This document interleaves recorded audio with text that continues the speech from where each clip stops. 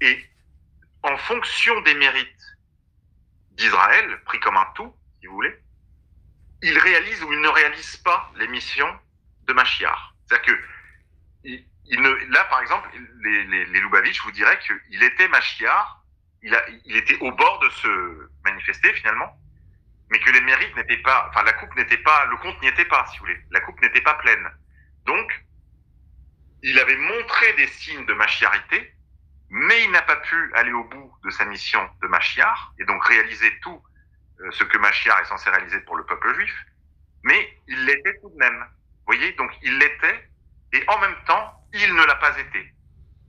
Voilà, cette idée est très ancienne. Hein. Cette idée est plus ancienne que le hassidisme, et même que le hassidisme loubavitcher. Hein. En 670, à Babylone, vous en avez parlé tout à l'heure, parlant du livre de Pierre Jovanovic, c'est dans ces années-là, en fait, que naît la Kabbale. Alors, pas la Kabbale, pas celle qu'on connaît aujourd'hui, pas la Kabbale classique, la Kabbale de Maïmonide, ou La nouvelle ou Kabbale de de, Lauriane. ouais, ou de Louria, ou même les pratiques, si vous voulez, qui avaient cours avant la Kabbale lourianique, la Kabbale qui avait cours en France au Moyen-Âge en Narbonnaise. Vous voyez, on parle pas de ça. Mais il y a on peut parler de pré-Kabbale, il y a une pré-Kabbale, en fait, c'est de la magie babylonienne qui a été absorbée par le judaïsme au moment de l'exil à Babylone. Vous Oui, voyez, d'ailleurs, on je va y pense revenir qu'il est tout à l'heure. important de rappeler juste ce que veut dire le mot Kabbale. On en parlait hier dans une conversation. Ce sont des choses qui peuvent être qu'on a déjà dites. Je pense qu'il est bon de rappeler pour donner une perspective sur le traditionnalisme, hein, puisqu'aujourd'hui le mot tradition est employé. Bon, je connaissais pas ces youtubeurs-ci, mais donc on reviendra peut-être sur ce sujet. Bon, c'est vrai que c'est un sujet qui passionne un peu tout le monde, qui passionne même, on va dire, les juifs, tout le monde, quoi. Mais regardez, oui, donc la Kabbale est d'origine babylonienne et c'est les juifs en exil qui l'auraient reprise. Donc là, on voit que c'est un culte, c'est des pratiques anciennes païennes, et que déjà ceux qui sont attirés par ça, sont attirés par les cultes païens anciens, et sont attirés par ça, quoi, déjà. Et comme il le dit même, voilà, il y a toutes sortes de kabbales finalement. À tout va. Oui, Je vous oui, laisse la oui, parole.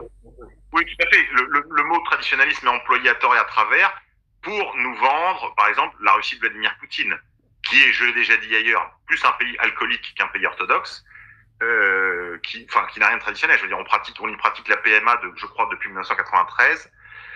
J'ai dit la PMA, non, excusez-moi, on y pratique la GPA depuis 1993. C'est un des pays où on avorte le plus, etc. Bon, là récemment encore, je me suis aperçu, on m'a fait apprendre, on m'a mis le doigt sur un problème, par exemple, qui touche l'Arménie, qui a été jadis quand même une république soviétique, l'Arménie qui est censée être un pays chrétien, où on pratique l'avortement sélectif des filles. C'est-à-dire qu'aujourd'hui, les Arméniens avortent à tour de bras, mais ils gardent des garçons. Enfin voilà, si c'est un garçon, on le garde, on en fait un, voire deux max. Si on commence par une fille, on la tue direct. Parce que, voilà, entre guillemets, ils ont peu d'enfants, donc autant que ce soit des garçons. Donc là, on est presque dans une situation où les filles arméniennes d'Arménie seront sous-représentées, je veux dire, dans la population. Et c'est un sujet tellement grave qu'il y en a des articles dans la presse mainstream en langue française. Vous voyez? Et en fait, la situation n'est pas très différente en Russie. Ça avorte, il y a des problèmes d'alcool, de drogue, de violence. Enfin, le pays est, c'est une catastrophe. Alors, ce n'est plus la catastrophe comme sous Helsinki, on est d'accord. Mais la Russie perd, je crois, 1 million d'habitants tous les 10 ans. Il y a une foule de femmes seules qui ne trouvent pas de mari. Voilà. Donc, non, c'est pas du tout une situation brillante, et ce n'est pas du tout le projet guénonien, si vous voulez, de l'Union transcendantale des religions, y compris avec nos amis juifs traditionnalistes que nous vendent Douguin et Boucher. En fait, me semble que Guénon, non, c'est pas... Guénon ne parle pas d'union transcendantale des religions. Non, non, c'est pas... C'est pas ce dont parle René Guénon, mais pas du tout même en fait. C'est pas le, si on connaît René Guénon, c'est pas le propos quoi. Et donc apparemment Dugin, lui, serait un guénonien. Bah non, c'est pas un guénonien. Il n'est pas connu pour être guénonien. Il y a une ancienne vidéo filmée avec les caméscopes de l'époque, une vidéo des années 90,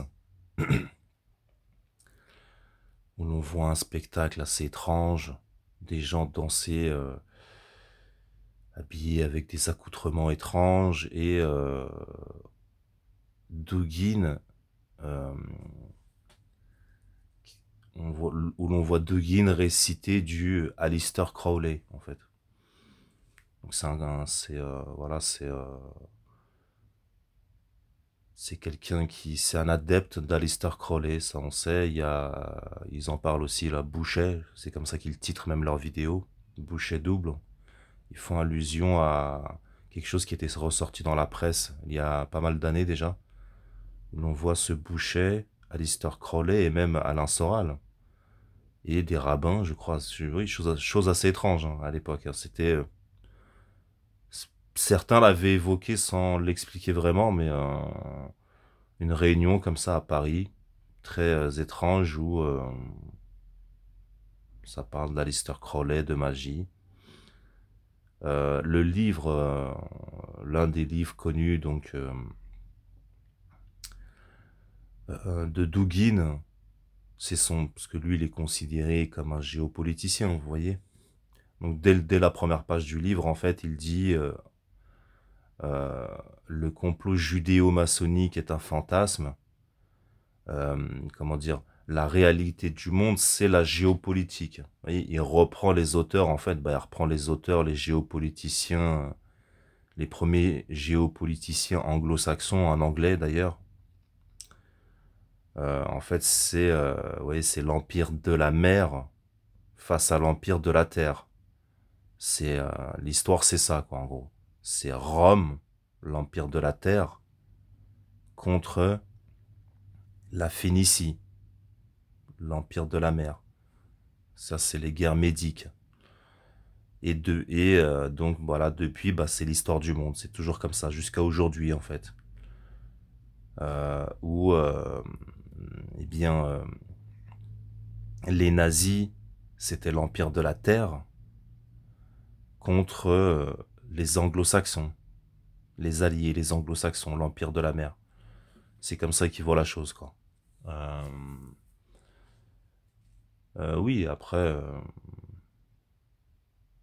voilà, mais en fait, c'est ça qui est étrange, c'est que Dugin, en fait, donc dit tout de suite le complot judéo-maçonnique, c'est un fantasme. Je veux dire, complot judéo-maçonnique, c'est un fantasme, ça dépend de quoi on parle. Hein. Je veux dire, quand l'un des, si ce n'est le politologue américain le plus célèbre, parle de l'influence du lobby israélien sur la politique étrangère américaine, je parle de John Mearsheimer, c'est un universitaire, c'est sérieux, c'est même très sérieux. Je veux dire, oui, complot judéo-maçonnique, ça dépend de quoi on parle. Si on parle du lobby juif, le lobby israélien, oui, si, il y a quand même une certaine réalité. L'influence de la maçonnerie, disons en France, parce que bon, les autres pays, on ne sait pas ce qu'il en est, mais en France, dire qu'il n'y a pas de comploteurs francs-maçons, ça serait un peu nier la réalité, avec toutes ces histoires, rien que de détournement d'argent public des frères Latruelle. Et ce qui est étrange, c'est quoi là, il part dans une chose comme ça, scientifique en gros. Vous voyez, comme moi je suis sérieux, je suis géopoliticien, l'histoire du monde, c'est l'empire de la mer face à l'empire de la terre. Jusqu'à aujourd'hui, c'est comme ça que ça s'explique. Oui, oui, ça c'est oui, mais en fait, c'est là qu'on comprend que ce qu'il vend, vous voyez, il vend il vend aux autres en occultant ce qui l'intéresse le plus. Le côté mystique, Aleister Crowley, tout ça. Vous voyez la chose? Comme certains, là, sur Internet, en fait, il y en a qui adhèrent, beaucoup de gens qui adhèrent à ça. C'est un peu pour les musulmans, là, ce discours-ci. Vous voyez, c'est le complot... le complot kabbalo-juif depuis 3000 ans. Vous voyez, et Iblis aussi, vous voyez. Iblis et son armée de djinns, en fait. Voilà, c'est comme ça qu'il faut expliquer l'histoire du monde, en fait. Donc Iblis, son armée de djinns et les kabbalos, les juifs par l'intermédiaire de la kabbale, voilà, qui disposent de ces forces-là, en fait. Voilà, c'est l'histoire du monde. Il faut expliquer, voilà. C'est les juifs, la contraction de djinn et juif, en fait. C'est le complot de juifs. Bon, j'en ai parlé, quoi, mais je veux dire, à quel moment même tu lis le Coran, en fait, il est question de cela, en fait. Le passage où Iblis ne veut pas se prosterner devant Adam. Et il dit bien, par ta puissance à toi, je les corromprai tous. Tous ceux que tu veux créer par l'intermédiaire de ce Adam. Je dirais. Ouais, on est loin de la spiritualité. La chose, c'est que, non, c'est le djihad. C'est le djihad avant tout. Oui. C'est pas inventer des... Ça, tu peux comme ça inventer un plan qui a 3000 ans, qui a 5000 ans, mais je veux dire, en plus, on voit que c'est des gens qui sont en boucle. C'est tout le temps le même live, c'est ça, quoi. C'est le complot de juifs. Non, mais c'est être... Là, c'est occulter ouais, c'est vendre, comme à l'image de Dugin, là, qui vend de la géopolitique sérieuse, en occultant, lui, ce qui l'intéresse le plus en vérité. Vous voyez, le côté mystique. Là, c'est vendre, en fait, c'est de la vente, c'est pareil, vous voyez. Ouais, en plus, c'est des malheureux compteurs de pièces, des placeurs de publicité qui vendent des torchons sur Amazon, quoi. Des mange-merdes, quoi. Bref, on va pas les nommer, peu importe, des gens de rien du tout, mais ce que je veux dire, voilà, là, ils vendent ce que les gens, ils veulent entendre, quoi, vous voyez. Des trucs genre, voilà, des trucs, ça reste c'est hollywoodien, en fait. Pourquoi? Parce que quand tu lis le Coran, à quel moment c'est ça même, en fait. Après, tout n'est pas faux, vous voyez. Comme Dugin, là, son livre de géopolitique. Non, c'est pas, et en soi, c'est pas faux. Mais ce que je veux dire, c'est que, à quel moment c'est ça et c'est que ça, en fait. Vous voyez? Et ça y est, genre, c'est l'histoire du monde et j'ai tout compris. Non, peu importe, c'est quoi? Quel complot de 3000 ans? C'est quoi? C'est eux qui font le monde. Vous voyez, c'est eux qui font les événements, c'est eux qui créent... Bah oui, bah c'est ça qu'ils veulent faire croire en plus, vous voyez. Vous voyez, cette lettre d'Albert Pike à Mazzini, vous voyez. 100 ans auparavant, ils auraient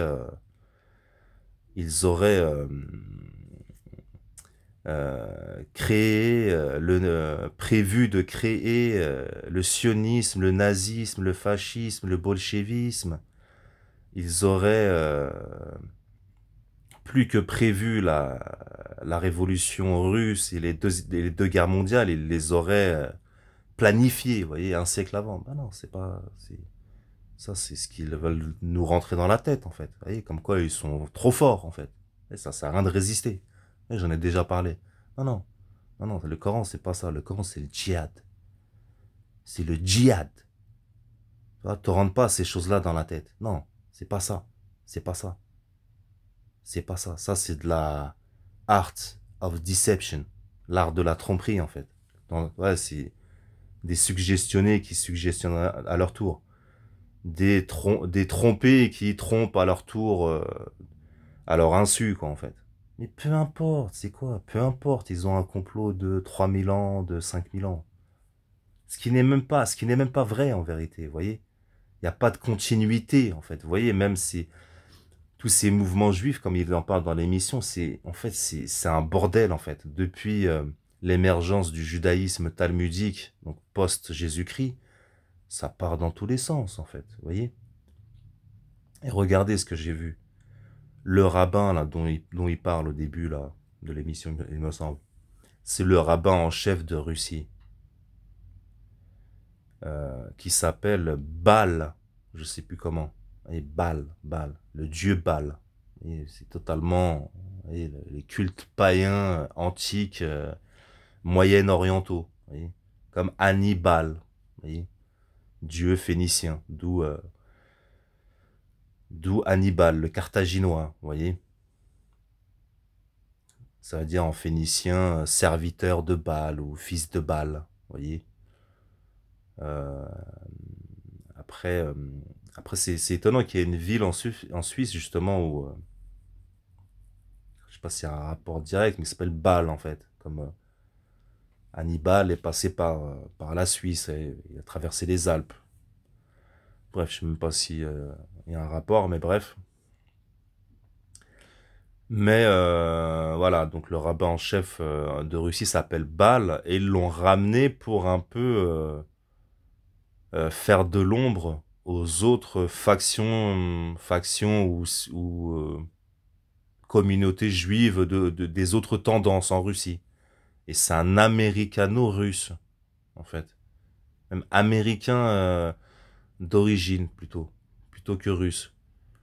Et il y a une histoire avec les oligarques et tout ça, quoi. Ouais, ouais, c'est vrai que c'est là-dessus, c'est très étrange, on va pas se mentir. Et mais regardez, lui, il est membre de quoi? On en revient à la même chose, en fait. Tout ça, c'est moderne, faut pas avoir des plans de 3000 ans. Il est membre de euh, Worlds of Religions.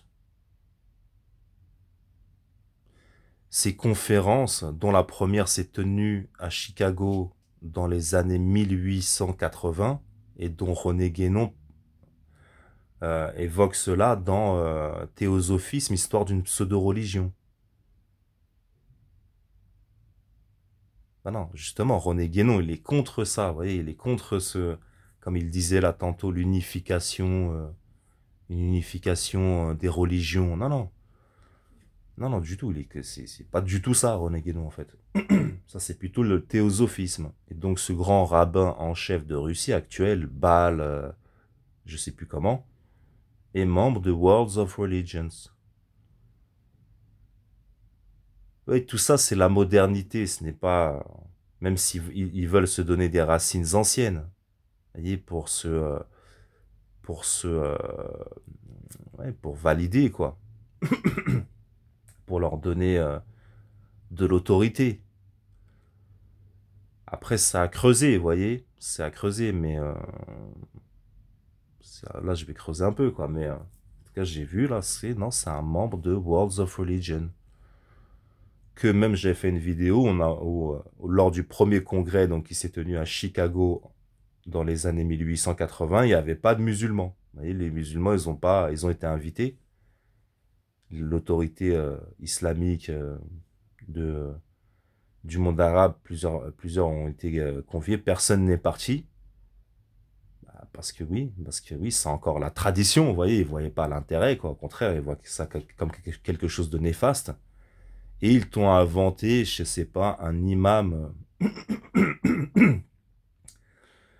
d'origine britannique, hein, britannique, mais quelqu'un, c'était un voyageur, il a voyagé un peu partout et il a un peu appris l'arabe. Et comme quoi, je sais pas, il s'est autoproclamé imam. En fait, c'est un aventurier anglais ou australien, je sais plus. Et il est arrivé là-bas, c'est lui qui représentait l'islam, en fait. Voilà, c'est tout. Sinon, il y avait même voilà les deux représentants, les représentants de deux religions ne s'y sont pas rendus, les musulmans et les catholiques, comme par hasard. Vous voyez ce que je veux dire? Comme par hasard. Sinon, il y avait tout. Il y avait des bouddhistes, des hindous, bien évidemment, comme la société théosophique a infiltré l'Inde, des protestants, toutes les églises, toutes les sectes protestantes et évangélistes, etc., quoi. Euh, voilà, quoi. C'est ce qu'on peut dire en tout cas. Oui, parce que Toujours je pense d'ailleurs en donnant. qu'il faut rappeler, même au-delà de la réalité qui tranche avec le discours, c'est que le traditionnalisme, le mot tradition, enfin Kabbalah, donc transmission, tradition, n'est pas forcément est évidemment pas la même chose que la tradition chrétienne. C'est vraiment l'antagonisme. Et donc, quand on nous parle de tradition, qui est un substantif, cela ne veut rien dire tant qu'il n'est pas qualifié. En fait, quand nos traditionnalistes disent il faut être traditionnaliste, souvent ce qui se passe, c'est que les chrétiens en France, ou même pas les chrétiens, mais ceux qui vont avoir une sensibilité, qui en ont ras-le-bol du LGBT, du wokisme, se disent ah finalement c'est une bonne chose. Sauf que le traditionnalisme qu'il y a derrière ça, c'est celui de Dugin qui en 2017 rappelait que la Kabbale est la plus grande réalisation de l'esprit humain. Je ne pense pas qu'en 2024 il ait changé lui. Et donc Dugin quand il dit ça, il ne ment pas. Dugin n'est que le bras droit des Lubavitch. Tout à l'heure vous développerez Monsieur K, mais c'est de garder ça, c'est-à-dire que il n'y a rien de chrétien. On va jouer simplement pomper sans mentir, comme je le dis. C'est-à-dire qu'exactement à l'image du nom qui nous disait, il n'est pas démocrate. Eh bien, cela faisait pour certains sens qu'il était monarchiste, alors qu'il était en fait pour la synagogue. On en a parlé dans le boucher double numéro 9. Voilà. Donc, en fait, le traditionnalisme de Poutine est plutôt en phase avec le traditionnalisme des Lubavitch. Et donc, aujourd'hui, ça match parce ils se disent finalement, ils ne peuvent pas le voir. Tout ce qui émane du judaïsme libéral, tel le wokisme, tel le LGBTisme. Mais finalement, je peux vous dire que le remède pour un catholique sera pire. Parce que maintenant, si on en vient à la particularité du noachisme, dont se garde, soit par ignorance, soit par tricherie, un Alexis Cossette, c'est que d'une part, vous avez l'interdiction du polythéisme, or le dogme de la Sainte Trinité est considéré comme trine, donc vous avez non plus un Dieu qui se révèle en 3 actes, en 3 morceaux, même si je n'aime pas ce terme, et donc c'est s'associer à l'idolâtrie. Et donc de ce fait, si vous le vénérez, eh bien c'est pas un simple blâme, c'est dit et redit à la fois dans les textes, notamment Pierre Hélard a donné ça il y a 10 jours chez GPHA, c'est sur Shabbat, ça a été redit par Schneerson, c'est la décapitation. Donc ça veut dire que les chrétiens qui aujourd'hui se plaignent du wokisme et du LGBTisme en espérant un remède russe, il faut qu'ils comprennent bien que le remède les empêchera de célébrer une messe faisant l'éloge de la Sainte Trinité, tout simplement. D'où le catholicisme d'Israël qui sera complètement arasé finalement pour arriver à une espèce de Dieu un comme on a dans l'islam ou dans le judaïsme. Voilà. Et oui, dans certaines sectes protestantes comme l'unitarisme.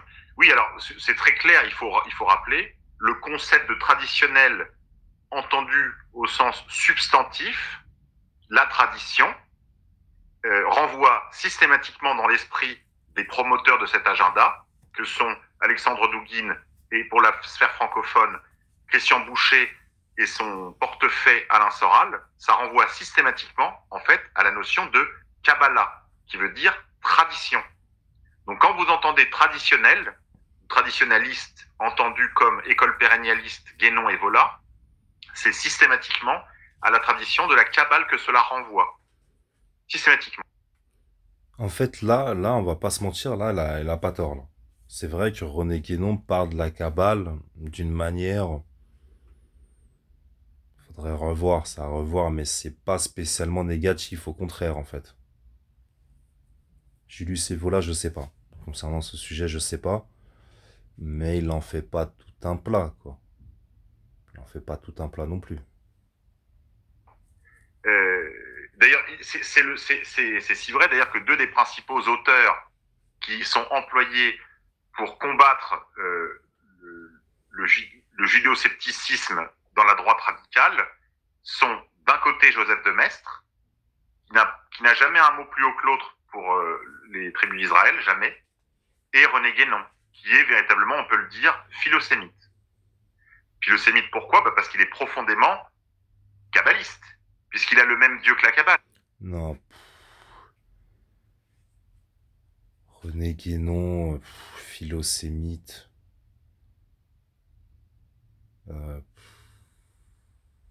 Ça dépend qu'est-ce qu'on entend par ça. Il y a une... c'est pas son sujet, vous voyez, il va pas spécialement développer là-dessus. C'est pas son sujet, mais il est critique envers, c'est vrai, les modernes juifs, en fait. Par exemple, il parle des grands auteurs, des grands penseurs juifs modernes comme Einstein et Freud et autres. Et c'est vrai que oui, il y a une défense d'un certain judaïsme. Ouais, on va pas se mentir, ouais. Ça, c'est vrai. Ça, c'est vrai. Après, René Guénon, il y a des choses, je sais pas, moi, comme je l'ai déjà dit, hein, là, j'ai plus la chose en tête, mais il se trompe aussi, hein.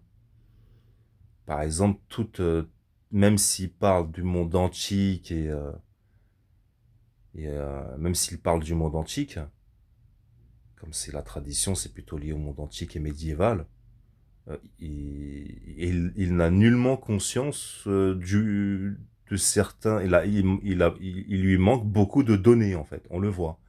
Parce qu'il reprend le livre de Favre d'Olivet, qui s'appelle La langue hébraïque retrouvée, un truc comme ça. Donc c'est un essai on pourrait dire un traditionnaliste du 18e au 19e siècle. 19e siècle, début du 19e siècle, et même 18e siècle plutôt, je crois, qui a écrit un livre sur la langue hébraïque. Après oui, c'est pour comprendre la Kabbale, après. On va pas se mentir, c'est vrai, c'est pour ça. C'est pour restituer le texte de la Kabbale, les textes anciens. Mais parce que eux, ils pensent que la langue ancienne, c'est cette langue hébraïque. Alors que même lui, dans son livre, que j'ai lu en partie, il le dit même comme ça. Il dit, en fait, il explique sa méthode, il dit, j'ai choisi la langue hébraïque, même si il est dit qu'il y a une plus ancienne langue que l'hébraïque, mais je n'ai pas assez de données. Mes données sont plutôt en cette langue hébraïque, donc mon étude en restera là. Mais il le dit quand même, hein. Il le dit, non, il y a une plus ancienne langue, mais j'ai pas de quoi l'étudier, quoi, en fait. Vous voyez? Et c'est vrai qu'il le cite beaucoup, mais en fait, on va pas se mentir. C'est-à-dire que tu retombes sur tes pattes, au sens où cette langue hébraïque, comme je l'ai dit, qui est nouvelle, qui a été les grammairiens de cette langue hébraïque, c'est la période médiévale, vous voyez? C'était des arabisants et donc ils ont repris de l'araméen, vous voyez? Encore une chose, vous n'avez pas regardez par exemple, regardez, ça va encore dans mon sens. Même aujourd'hui, cette langue hébraïque là, moi je l'appelle l'israélien. Tu regardes même, je sais pas, la presse, oui, des tweets d'Israéliens, c'est que des lettres capitales. C'est que des lettres capitales anciennes, araméennes, celles qu'on gravait. Ils ne sont pas passés par les majuscules et les minuscules qu'on utilise lorsqu'on use d'encre. Quand on utilise de l'encre et une plume, un stylo, les lettres se joignent. Donc il y a des lettres capitales, des lettres majuscules, mais après c'est des petites lettres parce que c'est l'évolution de la calligraphie en fonction des progrès techniques. Tu ne fais plus les lettres capitales comme ça, détachées. Non, les lettres se joignent. Et c'est plus pratique. Ils ne sont pas passés par là. Comment ça se fait? parce que c'est une langue qui a été inventée à l'imprimerie. C'est lié à l'invention de l'imprimerie. Et c'est pour ça que les lettres qui se prêtent le mieux à l'imprimerie, en tout cas au début de l'imprimerie, donc c'est les lettres capitales qui se gravent et non celles qui s'écrivent à l'encre, donc qui se rejoignent. Vous voyez la chose? Donc, ils ont repris l'ancienne calligraphie araméenne pour élaborer cette langue, leur langue hébraïque. C'est resté jusqu'à aujourd'hui. Je regarde la presse israélienne, les posts Twitter d'Israéliens, tu vois, c'est que leurs lettres capitales, il n'y a pas de minuscules. Je sais pas si vous me suivez. Bref, c'était une parenthèse. Mais au fond, tu retombes sur tes pattes. Pourquoi? Parce que c'est cette langue hébraïque, c'est tout de même basé sur l'arabe ancien, l'araméen. Et donc, René Guénon, donc, après, dans ses œuvres, on voit que comme il s'est perfectionné en arabe, vu qu'il a déménagé en Égypte, il voit il cite certains mots arabes, par exemple, et il en donne la racine. Voyez? Et c'est ce qu'il faisait à l'époque, avant, en fait, quand il était encore en France. C'est ce qu'il faisait avec certains mots anciens, donc des mots hébreux. Donc, il se servait de cette œuvre-là, donc de Favre d'Olivet, pour dire, voilà, ça, cette racine-là, ça veut dire ça. Voyez? Mais comme je l'ai dit, lui, il croit que l'hébreu, c'est la langue antique.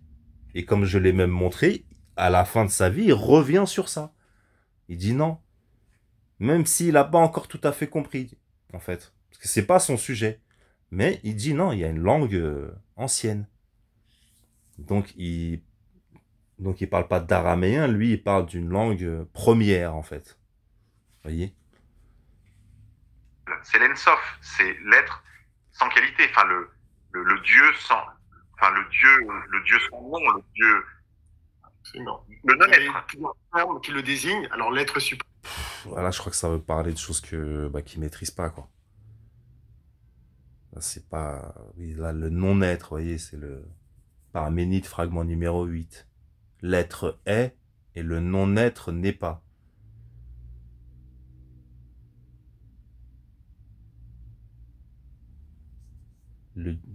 Bref. Là, il parle de choses qu'il n'a pas compris, qu'il maîtrise pas, je crois.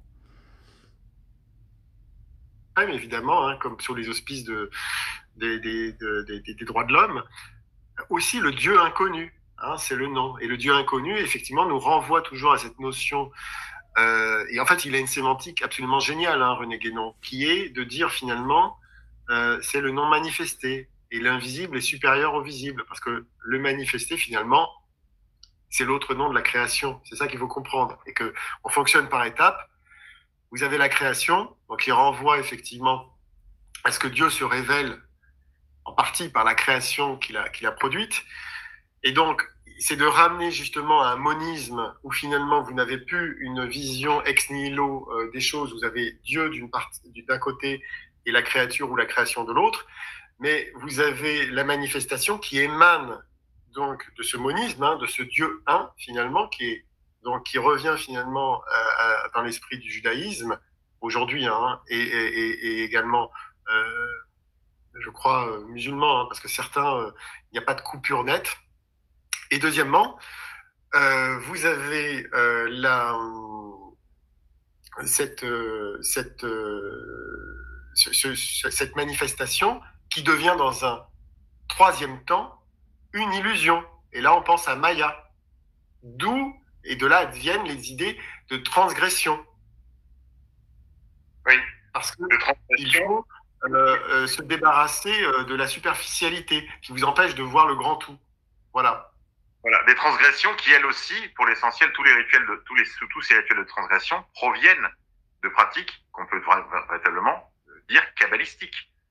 Par exemple, les magies transplutoniennes, le viol d'enfants, etc. Tout ça, c'est censé vous donner du pouvoir. Or, c'est des choses qui sont épidémiques dans les sectes, en particulier dans les sectes harédim, des viols d'enfants, etc. Il suffit pour s'en convaincre d'aller sur mon fil Telegram et de chercher les documentaires sur les viols d'enfants dans les communautés religieuses. Ça se pratique le plus souvent d'ailleurs dans les bains rituels. Parce que les gens, ces gens ne savent pas, mais il y a des sortes de bains qui sont toujours à proximité des synagogues, puisque avant de faire, c'est pas juste des pédiluves et des lavabos comme dans les mosquées. Ce sont des vrais bains qui ressemblent à des petites piscines, si vous voulez, où les juifs religieux se lavent. Il y en a pour les femmes et pour les hommes, évidemment.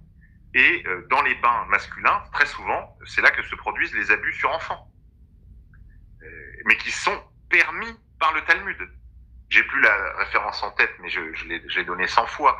Il y en a un qui renvoie à cela sur voilà, le viol des petites filles qui serait permis jusqu'à l'âge de 3 ans, je crois. Alors justement, sur le sort des femmes, c'est intéressant. C'est aussi une des raisons pour lesquelles le féminisme a pu se développer en milieu juif d'abord, avant de contaminer toute la société. C'est que les femmes sont l'objet d'une séparation totale et d'une soumission totale, qui n'émeut personne. Hein, on parle tout le temps des femmes voilées, etc. Ça passionne. Il faut savoir que les femmes Lubavitch cachent leurs cheveux comme les musulmanes. Alors elles sont un peu plus malines. C'est invisible parce qu'elles portent des perruques. Elles portent pas de foulard, mais elles portent des perruques. Donc c'est pour ainsi dire invisible. Par exemple, le professeur Abramski de l'Université Collège de Londres parle d'un véritable ghetto, parle des Lubavitch comme d'un véritable ghetto spirituel. Il souligne le paradoxe qui consiste à aller convertir des juifs non pratiquants d'une part et à les décourager de regarder ce qui vient du monde profane de l'autre. Donc ça évidemment, ça peut produire aussi des disjonctions mentales. Hein. Le professeur Abramski rajoute qu'ils vivent entre eux, pour eux. C'est la définition même du séparatisme. Ce qui ne les empêche pas du tout d'être reçus à l'Élysée pour faire la fête des Lumières, donc Hanouka, par le président de la République lui-même, dans le même temps où cette administration persécute toutes les autres formes de séparatisme, alors qu'ils sont eux-mêmes, ils vivent dans le séparatisme le plus chimiquement pur. Hein? Alors, et ce qui est très intéressant concernant leur séparatisme, c'est justement le rôle qu'ils ont donné à leurs femmes, qui sont véritablement les gardiennes des rituels domestiques qui perpétuent la spécificité Lubavitch et plus largement leur spécificité juive. Voilà.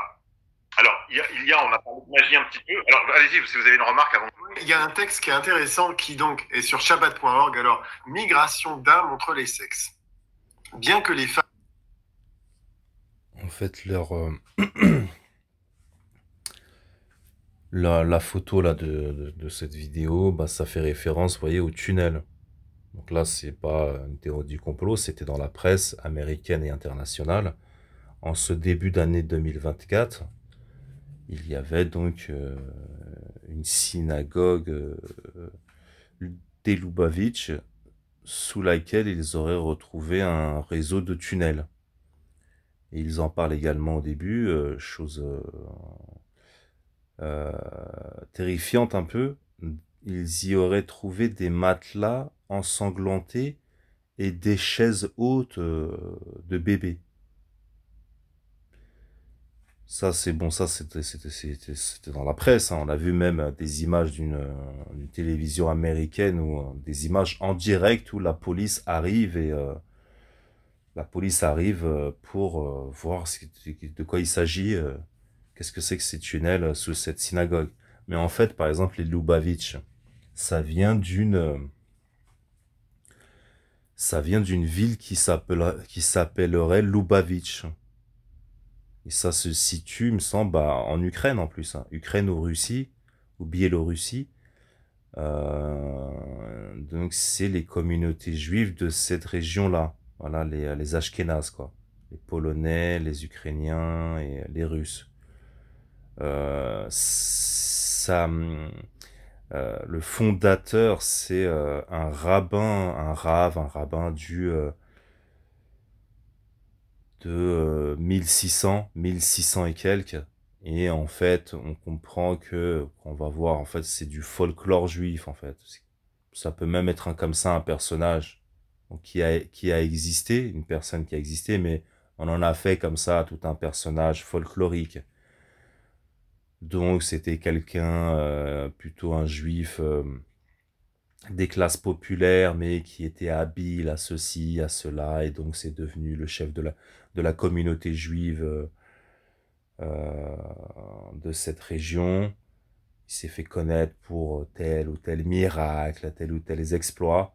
Et donc c'est là qu'est né le courant là hassidique Lubavitch. Vous voyez, c'est des créations comme ça, et des créations. Et il me semble que Sabbatai Tzvi, c'est à peu près Jacob Frank, voilà, c'est la même époque quoi, en fait. C'est un peu après ou oui, c'est un peu après, il me semble. C'est issu de eux quoi. Et chose assez étonnante, euh, à cette époque, donc 16e, 17e siècle, en Pologne. Après, c'était le royaume de Pologne, hein. C'était plus large que la Pologne d'aujourd'hui. Il y avait 1 500 000 juifs. J'ai lu ça sur une fiche Wikipédia, alors même que euh, hmm, c'était le royaume de Pologne qui comptait déjà de nombreuses populations juives, mais qui en a accueilli d'autres, parce que cela faisait suite à un massacre des Cosaques de les 10 000 juifs. On sait pas, c'est 10 000 en tout cas, voilà. Bref, je sais pas si c'est exagéré ou non, mais voilà, un massacre de Cosaques, et c'est même, on peut le voir euh, dans Gogol, Taras Bulba. Donc 1 500 000 juifs, et voilà, c'est dans ce terreau-là, en Pologne, c'était la Pologne, encore une fois, c'est la Pologne élargie, hein. C'est le royaume de Pologne, ses frontières s'étendaient sur l'Ukraine actuelle et sur la Biélorussie. C'est là que voilà qu'est née cette communauté voilà hassidique dont les Lubavitch sont issus aujourd'hui et qui sont puissants, voilà, qui sont présents autant aux États-Unis, en Russie, dans le monde entier en fait, en France. Voilà, bref, après, voilà, moi je dis ce que je pense en fait. Voilà, pour moi, voir comme ça une continuité depuis des millénaires, des Juifs qui invoquent euh, Satan, Iblis à travers la Kabbale. Ouais, ils ont des pouvoirs, ouais, ils sont trop forts. Mais non, mais non, mais non. Ça, c'est pas. Pour moi, ça, c'est de l'extrapolation. Ça n'a rien à voir avec l'islam. C'est, c'est des thèses complotistes. Voilà, ça, c'est pour gratter des petites pièces, hein. C'est pour gratter des petites pièces sur YouTube, surtout quand ça fait depuis 3 ou 4 ans que tu fais le même live, en fait. Toi, les gens sont bloqués, quoi. Non, non. L'islam, c'est le djihad. Vous voyez? Et quand on dit djihad, avant tout, c'est le djihad intérieur, en fait. Vous voyez?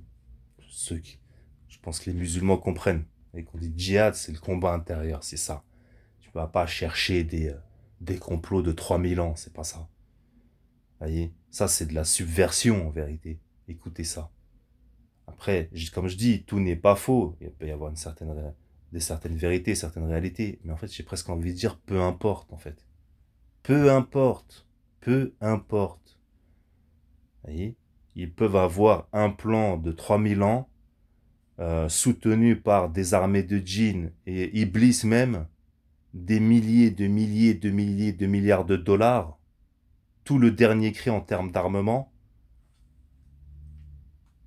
Quand tu es dans le djihad, dans l'action, dans la volonté, tu peux les combattre, tu peux les vaincre, même avec des armes que tu fabriques toi-même, à l'image des brigades Al-Qassam, en survêt, en claquette. Voilà.